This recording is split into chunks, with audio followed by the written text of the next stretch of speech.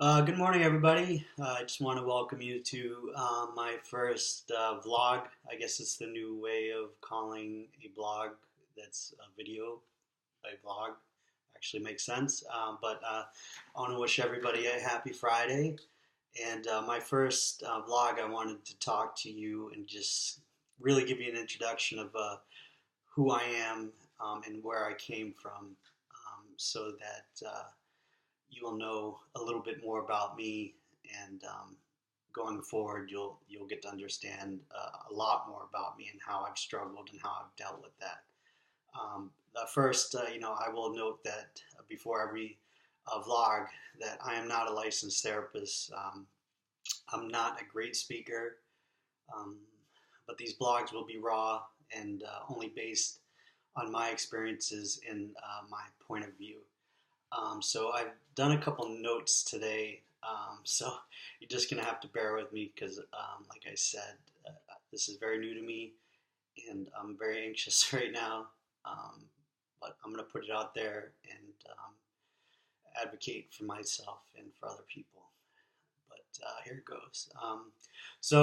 My name is Jeremy Jubert. I'm 37 years old. I live in Limerick, Maine. I was born in Riverside, California. My dad did 20 years in the Air Force. Growing up in a military household was special, as I was able to live in countries like Turkey, Okinawa, Japan, Mississippi. We've been able to travel across country in a car multiple times, which has been an incredible experience. And um, one should experience culture to get a very more well-rounded point of view of the world. Um, Unfortunately, I've been diagnosed with bipolar.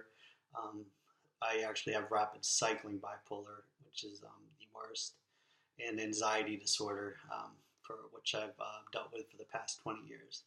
But again, to learn more about me, you need to know where I came from. My father, Warren, was born in Attleboro, Massachusetts, and he had 12 brothers and sisters. His family was unique, super unique, in fact. They had three sets of twins and a set of triplets, my dad being a twin himself.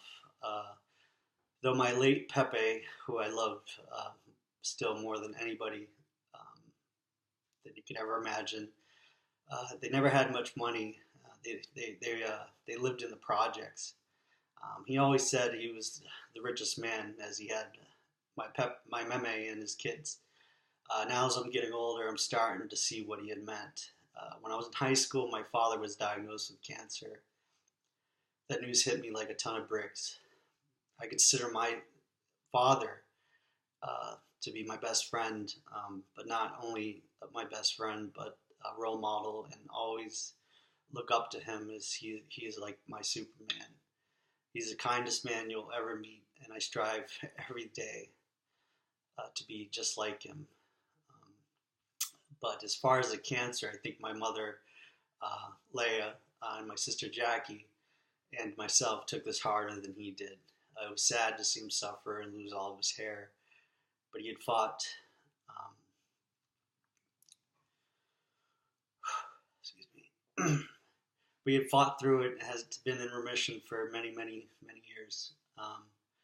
But going through his treatment, he once told me, "Son, you've never felt sick until you've been through chemo." But for these are the type of shoes that I'm trying to fill.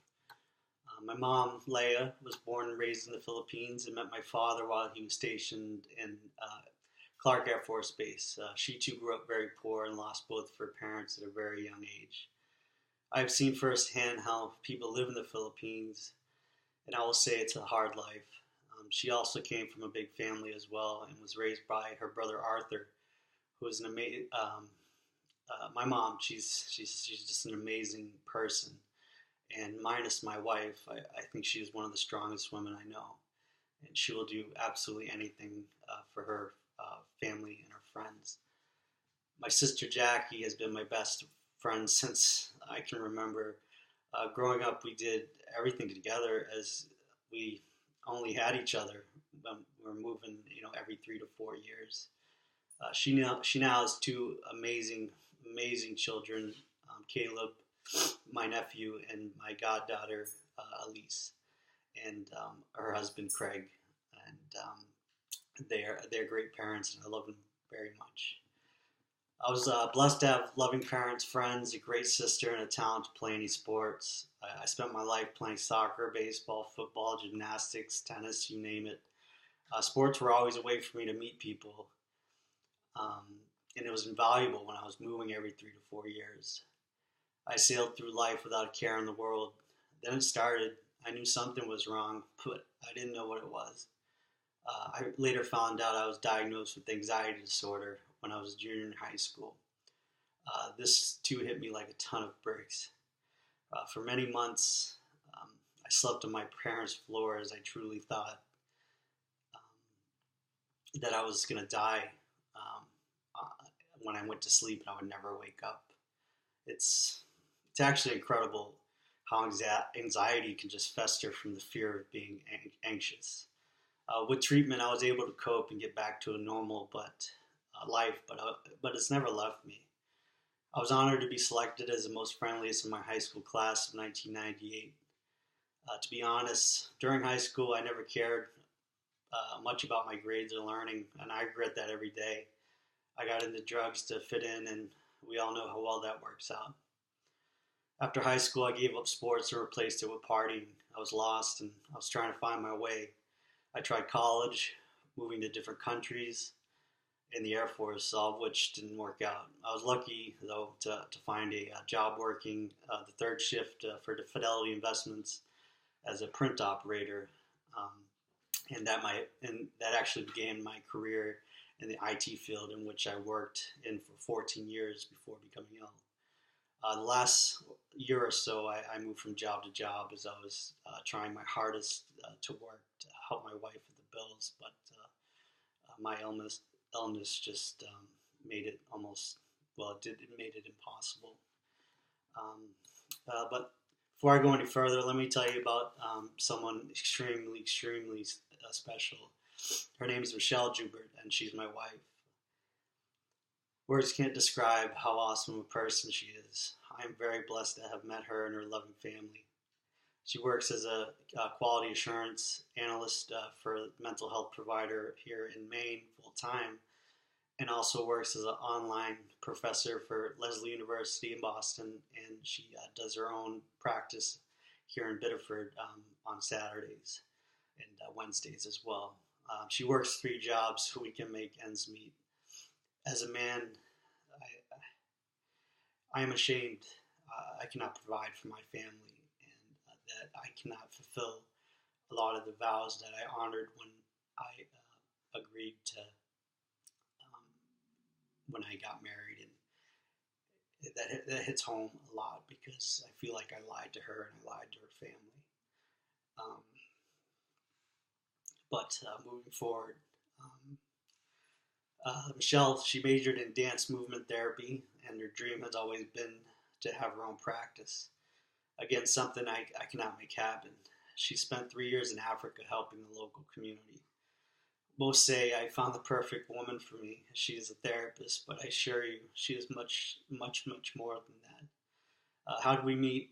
We met online, of all places, on a site called plentyoffish.com.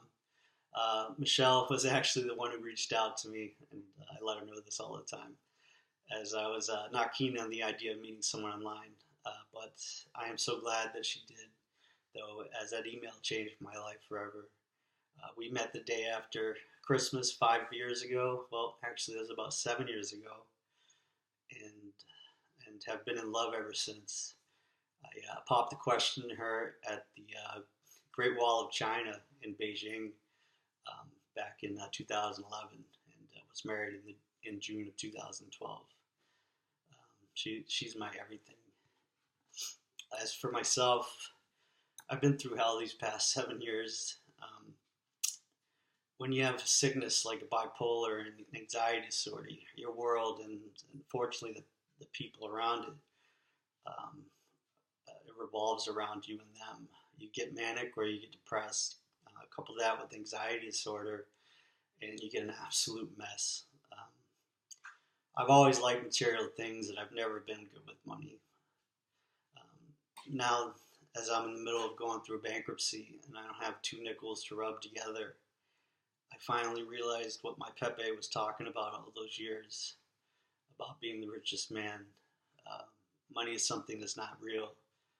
Um, sure, it could buy you nice things, but it can't give you a feeling of purpose.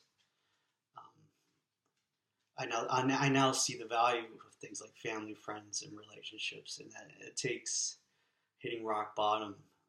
And unfortunately, I've hit rock bottom and hit it further down and further down and further down.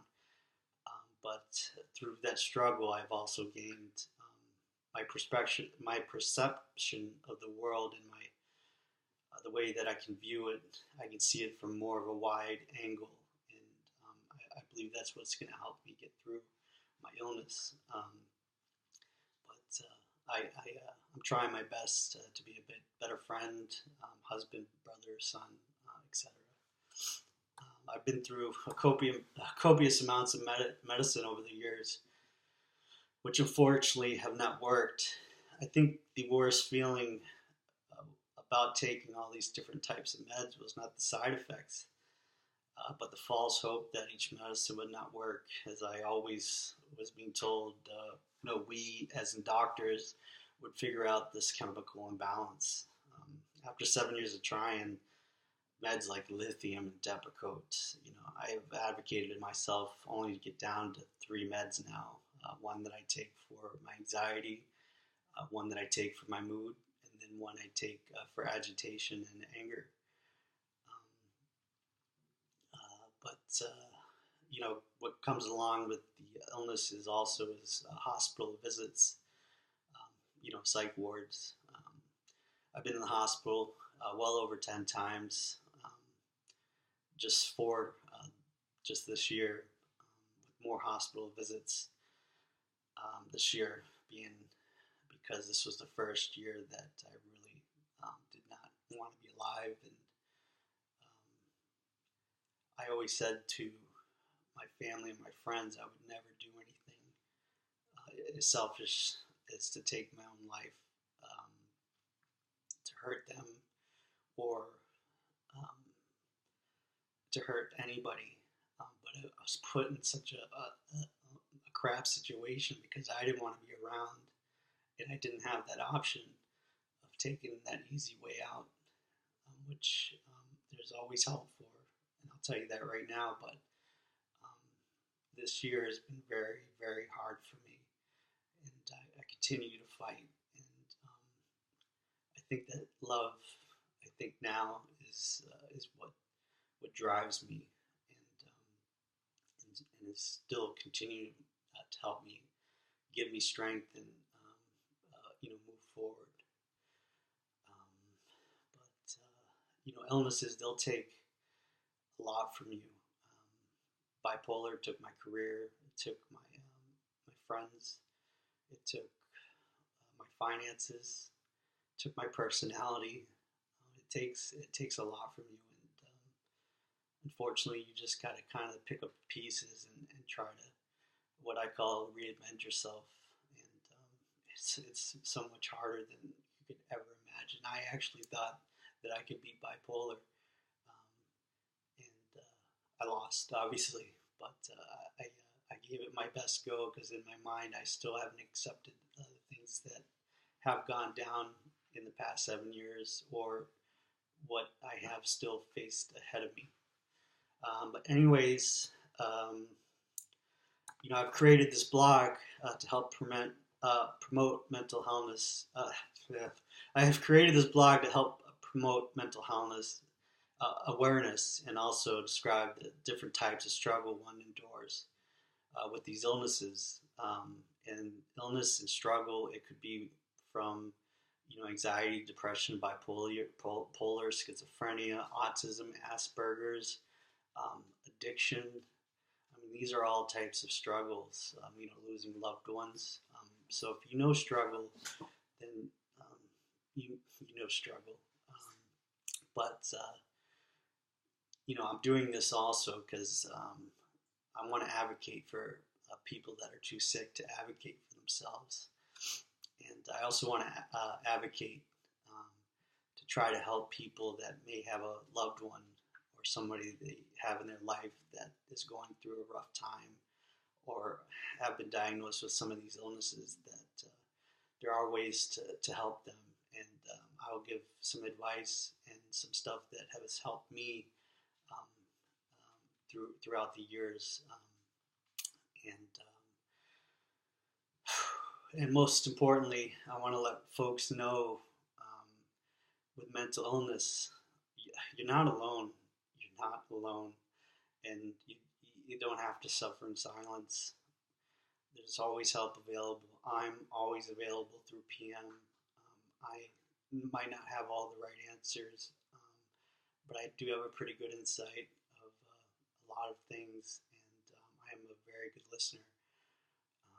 So together, with this blog, let's help end the stigma that goes along with mental illness, because most of the people that I've met throughout the hospital stays or coping classes and stuff like that are the most beautiful people I've ever met, and they're normal people. They're just struggling, and most of the time it's because they care too much, which is just extremely sad. And but again, I am not a licensed therapist, and these blogs will be very raw, and I hope not to trigger anybody with some of the stuff I have to say, and if I do, I apologize in advance. But going forward, each week I'll talk about something different, whether it be guilt, shame, acceptance, other coping skills, anger, stuff like that. But I do appreciate everybody tuning in today, and if you've made it this far into the video, I really appreciate it. But I hope everybody really has a great weekend. I will sign off every week by saying to please be kind to one another, as you don't know what the person next to you is going through or has gone through. And I think, to me, that's the golden rule. And again, I hope everybody has a great weekend, and I hope to see you all on my next blog next Friday. So thanks again.